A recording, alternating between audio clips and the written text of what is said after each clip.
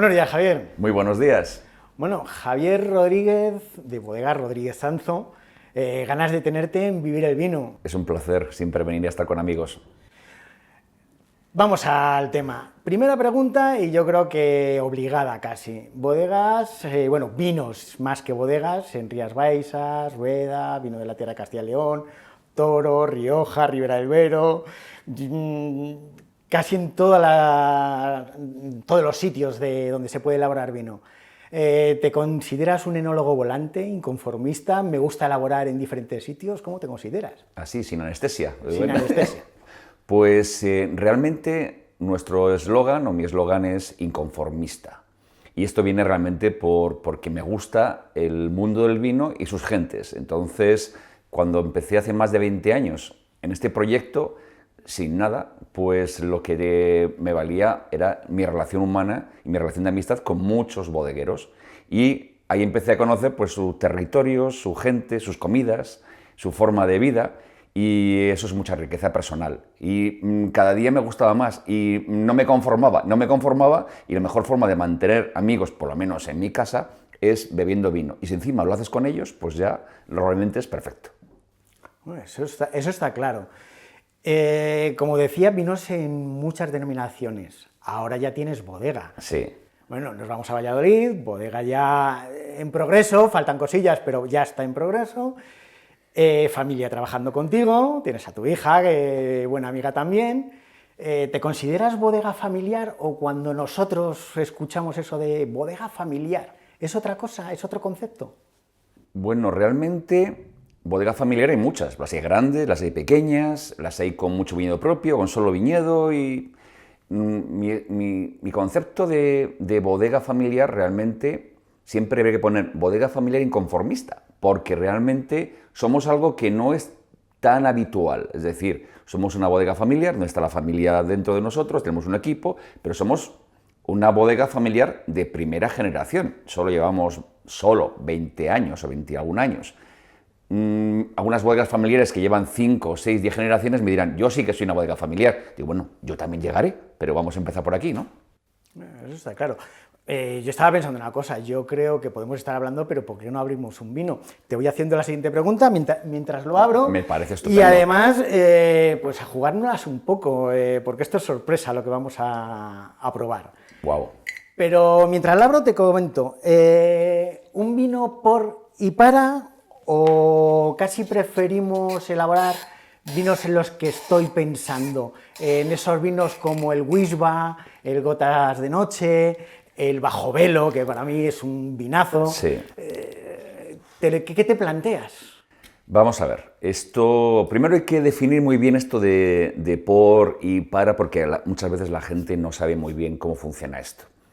Todos los que hemos empezado en el mundo del vino, realmente empiezas por donde puedes y realmente empiezas con estructuras de amigos, como os he dicho, elaborando tus propias uvas o las uvas de tus amigos con tu estilo en esa bodega y lógicamente con su registro embotellador y con las limitaciones que tiene trabajar en una bodega que no es la tuya, que al final tienes que adecuar tu estilo de elaboración, tu estilo de vida a la casa de otro.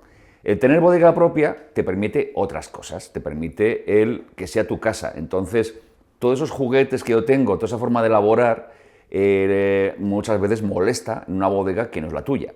Entonces, realmente, elaborar vinos que vamos a llamar vinos convencionales se puede hacer perfectamente en la bodega de un amigo, porque al final es una estructura semejante a la suya con tu estilo o tu diseño de forma de trabajar. Pero cuando tú quieres hacer algo realmente propio, identificativo, distinto, pues tienes que tener todos tus juguetes en el entorno y tu equipo haciendo esto. Y esto es mucho más fácil conseguirlo en una estructura que sea propia. Por eso ya tenemos la bodega de Toro y la bodega de Rueda, donde realmente hacemos nuestras cosas más singulares, ¿no? Entre ellos el Wishba, el Bajo Velo y demás. Pues como te decía, la Senova 2010, yo creo que es el momento justo para poder abrir un vino de los tuyos. Una añada además muy, muy interesante. La añada muy interesante. La Senova, que es el nombre que tiene el monte donde está el viñedo, es en estribaciones de la Sierra de Demanda. y es de las pocas veces que se empezaba a trabajar con el Graciano, aquí Tempranillo Graciano, y ahí, por ejemplo, esto sí que es inconformismo puro, porque el Graciano, estas variedades que cuando es un porcentaje alto, molesta más que dar ventajas, y porque cada año es distinto, pero como somos inconformistas, llevamos haciendo la Senova desde el 2008. Oye, pues vamos a probarlo. Vamos a probarlo. Una añada fresca, el 2010. Fíjate que sigue dominando el Graciano por arriba, esas flores azules y esas especias, ¿eh? Sí, incluso ese tabaco de pipa también, que da un punto de Sí. dulzor. Pero... Y bueno, y seguro que cuando acabemos la charla va a estar mucho mejor porque tiene que respirar un poquito. El pobre ha estado ahí encogido en botella muchos años. Muchas gracias. Qué gran noticia haber probado esto ahora contigo. Eso está claro. Hace mucho tiempo, como dirían en las películas, hace mucho tiempo atrás, hablábamos de tinto, de blanco, de rosado, clarete, lógicamente, de un espumoso. Ahora le ponemos nombre a todo. A todo lo que sale al mercado le ponemos una coletilla, vamos a decirlo. Al final eso ayuda al cliente final o realmente a lo mejor le condiciona un poco a la hora de elegir un vino. Depende del nivel de consumidor que tengamos. Hay gente preparada que conoce bien toda la normativa, pero claro, no puedes conocer la de España, la de Francia, la de Chile. El Reserva no tiene nada que ver en España con otros países. Y con el concepto de clarete, a mí me parece una pregunta divertidísima. Yo siempre pregunto, todos hacemos un clarete, que es el gotas de noche, y realmente empiezo a preguntar, ¿cómo se hace un clarete? Lógicamente, cada uno interpreta cómo piensa, la normativa tampoco es clara. Yo al final siempre digo lo mismo, un rosado identifica un vino más de fresqueo, un clarete identifica un vino más gastronómico, con más estructura, más potencial, por dar facilidades al consumidor, porque si no te empiezan a preguntar, ¿y con más blanca o con más tinta? Y que sí, entonces le liamos. Y el vino tiene que ser mucho más sencillo, el vino es para disfrutarlo, entonces tenemos que buscar fórmulas que sean mucho más cómodas para el consumidor. Y quizás tanta información le podemos cohibir a probar cosas que realmente pueden ser muy interesantes para su disfrute. Me ha gustado lo que has dicho y retomando un poco de lo que comentaba sobre la Senova, sobre los vinos, sobre los momentos y sobre qué tipo de vinos y los nombres que ponemos a los vinos, viñedos singulares, parajes, vinos de zona, vinos de pueblo, ¿no es mucho para un vino? Es mucho, sí que lo ves desde el punto de vista de la bodega y del enólogo y nos parece muy divertido porque yo cuando voy a identificar mi bodega de toro, identifico el vino porque es el vino más popular, luego el vino de pueblo, el de paraje singular, el de viñedo singular, el de viñedo centenario, el del prefiloxérico, etcétera, ¿no? Entonces al final a todos nos gusta, a los enólogos nos gusta porque das una información con la que tienes cariño y con la que identificas realmente ese vino como ha sido. Pero eso al consumidor realmente le resulta muy complejo e incluso yo que diría que a muchos de ellos ni les importa, porque no es realmente muchas veces lo que va a identificar por qué ese vino ha sido elegido para ese momento, porque realmente el consumidor sí quiere saber el porqué de un vino, pero lo más importante no es eso, lo más importante es que ese vino corresponda a las características que él está buscando, ¿no? Y muchas veces un vino de viñedo singular no es mejor que de un viñedo asingular, ¿sabes? Entonces... A lo mejor deberíamos pensar como pensábamos hace 40 años, que esto no es de ahora lo que te voy a decir, que es más fácil hablar como los franceses muchas veces decían, un primer cru, un segundo cru, y dices, al final, esto lo asocias a que dices, un primer cru es precio, calidad, y según vayas bajando es menos precio, manteniendo una calidad, Sí. pero con dos cositas has marcado al vino nada más. Estoy de acuerdo. Tiene que ser mucho más fácil y además tiene que ser por calidad. Ejemplos concretos. La palabra crianza, que es algo muy español. Pues no te dice que ese vino sea mejor que un roble. No, te dice que tiene una serie de tiempo en barrica, llámese 12 meses en la gran mayoría de denominaciones de origen, pero ¿qué barrica? Buena, mala, vieja, grande, pequeña, está limpia, la has trabajado, has cuidado el vino bien, no te dice nada. Te dice una categoría que ha marcado un organismo, con lo cual 2 crianzas pueden valer 10 veces de diferencia en precio y 100 veces en calidad. Y los otros ponen crianza. Luego es una palabra obsoleta. En reserva, en nuestro territorio, pues significa una cosa totalmente distinta que significa en Italia o que significa en Chile. ¿Qué información estamos dando? ¿Por qué un reserva tiene que ser en barrica pequeña y no puede ser en barrica grande? Porque no tiene sentido. Entonces el consumidor al final ve un reserva a un precio ridículo en una gran superficie y luego ve en una tienda especializada un reserva de la misma denominación de origen de otra marca que cuesta 10 veces más. ¿Cómo se fía de esa palabra? No tiene sentido. En cambio, la identificación por calidad, llámese por zonas, pues lógicamente sí que identifica una calidad. Igual que por denominaciones de origen, una denominación de origen tiene una calidad concreta o un estilo de vinos concreto respecto a otras. Vale. A partir de ahí hay que buscar categorías que realmente, o formas de expresar el vino que identifiquen calidad. Porque si no, al final, los que hemos venido más tarde, y te hablo hace 20 años, que tampoco es de ayer, pues buscamos otras formas de expresar los vinos, por una marca, por una categoría, que muchas veces no coinciden con lo que espera el consumidor. Pero claro, nosotros somos inconformistas, no es lo habitual. Claro, claro. Claro, yo estoy de acuerdo contigo, pero incluso vamos más allá. Yo creo que el kit de la cuestión a lo mejor sería la falta de información muchas veces, y me refiero a la falta de información en botella. ¿Por qué lo digo? Dices, tú has hablado de crianzas, reservas o grandes reservas que pueden distanciarse mucho en precios, pero claro, ahora cógete 2 genéricos, uno de 3 euros y otro de 300. Sí. Entonces, claro, la de 300 te falta información. Sí. O conoces el vino, bueno, vamos a hablar de marcas, sí, ni de referencias que todos conocemos, que sale con una contraetiqueta genérica, y dices, oye, aquí no me pone crianza reserva ni gran reserva, que es la pregunta que nos hace miles de clientes muchas veces sí, por ese desconocimiento, ¿no? Y a lo mejor lo que falta es eso, de decir, oye, vamos a dar una pequeña explicación o vamos a poner un poquito en orden un etiquetado para que por lo menos digas, vale, me pone cosecha, pero sí es verdad que me encuentro detrás que tiene 24 meses de crianza, que es una barrica nueva, que es de roble de acacia, que es de roble francés, que es de un solo viñedo, que da 1 kilo por cepa, no sé, todo lo que puedas sumar sí, para justificar a lo mejor, más que la calidad, el precio del vino. Sí.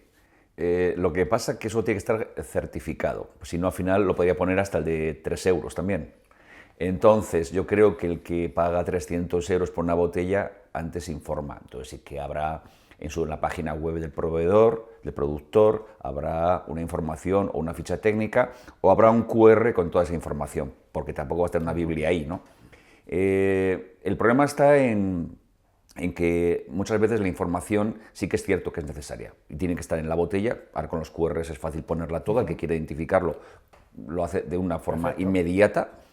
Y luego, lógicamente, información por parte de que hay una identidad común, es decir, cuando incluso hablamos de la prensa especializada o los formularios de opinión, tampoco hay una línea común de cómo tienen que ser los vinos.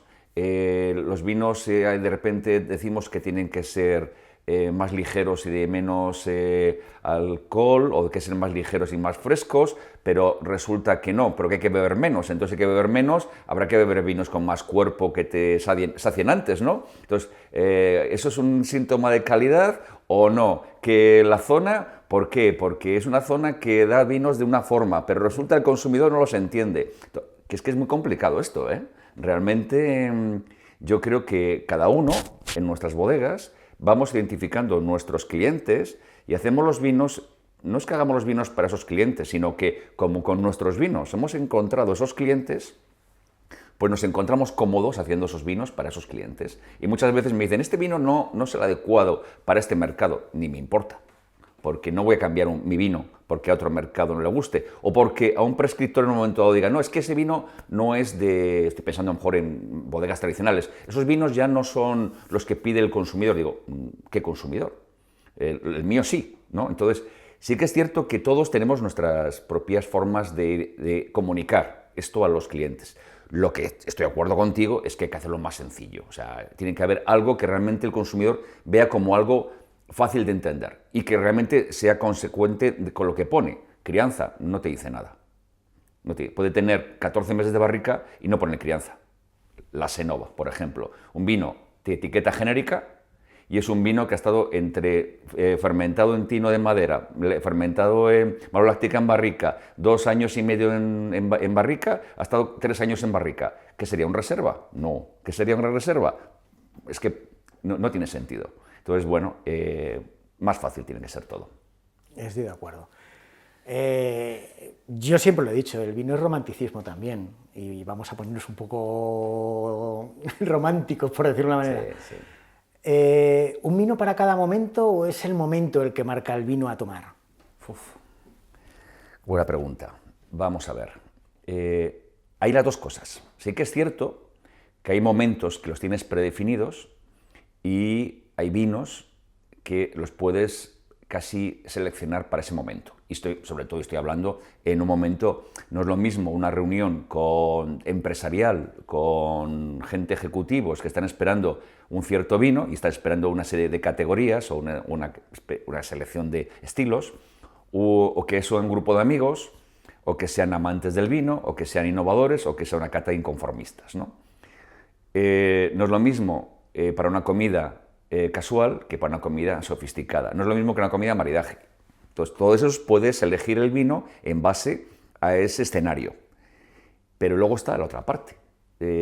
Yo me levanto de trabajar, voy a buscar en la bodega qué vino me tomo, digo, me apetece este vino, es que me atrae tomarme este vino hoy. Y a lo mejor es un blanco y llego a casa, ¿qué de comer? Cocido, digo, un blanco con cocido. Vamos allá, estupendo.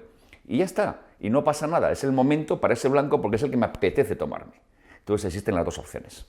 No, hombre, está claro, yo que me gusta mucho la música, me gusta mucho el cine, sobre todo me gusta el flamenco. Sí. Muchas veces lo pienso, ¿no? Dices, yo no me tomaría un vino de fresqueo, por llamarlo de una manera, viendo una soleá. Claro, dice, cuando es algo tan serio, ¿no? Claro. Y tan, digamos, de una forma que dices, me lo tengo que tomar pausado, tiene que ser un vino con potencia, con estructura. Entonces yo creo que muchas veces los que nos gusta el vino, buscamos, digamos, sin quererlo, el vino dependiendo de lo que estás haciendo, ¿no? Es cierto, es cierto. De hecho, mira, hablando del flamenco, hice hace pocas semanas una cata maridaje en Sevilla de flamenco con mis vinos. Y lógicamente pusimos el Sanzo Verdejo al inicio, antes de empezar, de fresqueo. Pero ¿qué 3 vinos tomamos después? Pues el Bajo Velo, el Gotas de Noche y el Wisba. Porque es los que pedían profundidad. Sobre todo había mucho carisma detrás y hacía falta algo que realmente fuese consistente y de contemplación. Acabas de nombrar 2 vinos y claro, la pregunta casi es obligada. Se ha criticado mucho a la Verdejo, porque se ha criticado mucho, sí, y no lo vamos a negar aquí, porque estaríamos negando una verdad rotunda, ¿no? Pero claro, muchas veces dices, me tomo un verdejo fresco, como estamos diciendo, como podría ser el Sanzo Viñas Viejas, o cómo llega un vino como el Bajo Velo, que es un mundo aparte, por lo menos para mí. O sea, lo digo ya como consumidor, como catador, como lo quieras llamar. Sí. La existencia de diferentes tipos de rueda o de verdejos en este momento realmente es algo que no es que sea novedoso, sino que es una vuelta a hacer lo que se hacía en rueda hace muchísimos años. Lo que hemos hecho es interpretar cosas que ya existían, formas de trabajar. El potencial del verdejo es increíble. Y de ahí vinos como el Bajo Velo. El Bajo Velo no es una invención mía, es mi interpretación de los vinos que había en el siglo XV, siglo XVI. Bueno, de hecho tenemos al lado de Rueda, en Tordesillas, el Museo del Tratado de Tordesillas, donde España y Portugal se dividieron el mundo, y ahí se veía la cantidad de marineros que teníamos dando vueltas por todos los territorios del mundo. ¿Y qué bebían? Vino. ¿Qué vino se bebía? Pues en algunos casos sería Rueda, porque venía el vino directamente cargado desde las cortes, y otras veces sería vino de Jerez, las dos grandes zonas que realmente existían en ese momento. Y ambos vinos tenían ese maridaje en común, esos vinos Bajo Velo. Yo lo que he hecho es interpretar y hacer ese vino que se hacía ya en el siglo XV, siglo XVI, en rueda, pero adecuarlo al nuevo consumidor. Por eso la existencia de este nuevo vino, que realmente es complejo, es distinto, pero ya existía. Cambiando un poquito de tercio, vamos a meternos un poco en jaleo, o en jarana, o como lo queramos llamar.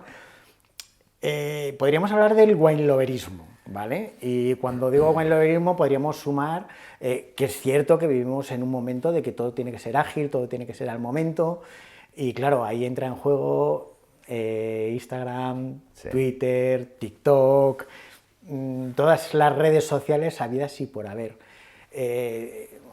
Sin descalificar, porque yo creo que para mi gusto, yo lo entiendo de otra manera. Yo siempre digo que en mi trabajo soy catador, soy sommelier, soy prensa especializada, y en mi casa soy más wineloverista porque consumo de otra manera, ¿no? Pero, ¿qué aporta? ¿Qué ayuda? ¿Lo ves algo a sumar o tendrían que rectificar, o tendríamos nosotros también, la prensa especializada, que rectificar en algo? Es que es muy completo y muy complejo, porque claro, el que se dé mucha información y se hable de muchos vinos y de mucho de los vinos, eso es muy bueno. El tema es cuál de todas esas opiniones es la correcta y en qué momento. Porque claro, cuando hablamos de wine lovers, formadores, hablamos de periodistas, pues a lo mejor está de moda un tipo de vinos. Y puede ser que en algunos sitios esté de moda, pero lógicamente la moda no la marca un periodista, la marca el consumidor. Y el momento de consumo. Imaginemos que estamos hablando de los vinos de fresqueo, fundamentales. Queremos que la gente joven empiece a beber vino. Y además que lo beba sabiendo qué bebe. Pues lógicamente tiene que empezar con vinos frescos, con vinos en que ellos encuentren que aquello es mucho más accesible, que hay fruta, que hay frescura, que hay fluidez, y es una forma de empezar. A los que no somos tan jóvenes nos gustan esos vinos porque hay momentos en que nos apetece beber un trago largo, más fresqueo, el vino más frío, bueno, el consumo de blanco está creciendo, pero eso no quiere decir que sea el mejor vino, no, porque al final, si también hablamos de que hay consumidores que nos gusta disfrutar de la presencia de los sabores, del tacto en la boca, incluso que no queremos beber tanto trago largo, que queremos una copa de vino, nos gustan las copas de vino, que sea un vino que ofrezca mucha más información, algo más rotundo en boca, más complejo, más contundente y que te hace disfrutar de una copa mucho más y mucho más tiempo, con lo cual bebes menos. Entonces, realmente los vinos de cuerpo, equilibrados y frescos, realmente serían la mejor opción de futuro, ¿no? Porque si queremos beber menos, habrá que beber menos, pero mejor. ¿Cuál es? Entonces, hay mucha información. Y al final, ¿qué tiene que ser? El consumidor, el que elija el momento. Sí que es cierto que toda esta información muchas veces está mal canalizada, porque hay muchos prescriptores muy buenos que saben identificar esa información en el momento adecuado y hay otros que realmente intentan dar información pero hacen un copia y pega y no han adecuado la información al momento. Entonces no lo explican como debiese ser, ¿no? Pero cuanta más información se dé de los vinos, mucho mejor, a más gente va a llegar. Bueno, eso está claro. Eso, yo siempre, por ejemplo, con esto que acabas de decir, diferenciaba mucho entre moda y tendencia, ¿vale? Porque al final, como bien dice la gente que se dedica a la moda, las modas siempre vuelven. Sí. Y las tendencias son momentáneas en el momento, ¿no? Sí. Entonces, yo creo que es algo fundamental, ¿no? Que esta gente que ahora mismo más joven que nosotros, como decimos, creo que informan bien, que dan a lo mejor un abanico diferente y va a estar ahí siempre, pero siempre con ese resquicio de decir, cuidado, no metéis en más chascos de los que no debéis en muchos momentos. A mí me ha pasado, ¿no? Sí. Y a lo mejor nosotros somos demasiado costumbristas muchas veces, ¿no? Pero mira, con esto que te estoy diciendo voy a la siguiente pregunta, que ahí sí quiero que te mojes. Y hablamos de guías y puntuaciones, no solo de la nuestra, de cualquier guía o de cualquier medio de comunicación que elabora una guía y puntúa tus vinos y lo del resto de bodegas. ¿Cómo influye realmente eso o qué beneficios tiene una buena puntuación en una guía? Bueno, aquí hay mucho que decir. Vamos a intentar hacerlo cortito, pero las puntuaciones son fundamentales, por muchas razones. La primera es que nos permite a las bodegas el saber si lo estamos haciendo bien. Esa es la fundamental. Saber si el camino que estamos tomando con un vino concreto es el adecuado. Para eso, cuanto más sitios lo presentes, no solamente periodistas, sino concursos, donde muchas veces el panel de cata es variopinto y no conoce muy bien tu historia, y el vino se tiene que defender por su propio valor. Y esto hace que las puntuaciones sean dispares entre un concurso y otro. Pero si son parejas, pues más o menos es lo importante, te puede dar una información suficiente de que vas por buen camino. Y comparándote con otros vinos de esa comarca o de esa zona, pues puedes ver realmente si lo estás haciendo bien o mal. Esa es la primera, creo que más fundamental. La siguiente es, lógicamente, el vender el vino, que si lo hacemos y no podemos venderlo, y ahí nos hace falta también las puntuaciones. ¿Pero por qué? Pues sobre todo en un vino desconocido, si no te conocen, el consumidor tiene pocas referencias. Puede haber sido recomendado por un amigo, que es la mejor, pero en el caso de que no tenga esa oportunidad, lo que bien tiene como referencia o garantía es una puntuación o una crítica. Entonces, esa crítica, esa puntuación te ayuda a vender. Y lógicamente, cuando consigues altas puntuaciones, pues es mucho más fácil y te vas situando en esa pirámide de puntuaciones en el vértice que son los mejores puntuados, ¿no? Que lógicamente limita los vinos ofrecidos y por lo tanto el consumidor está deseoso de probarlos, ¿no?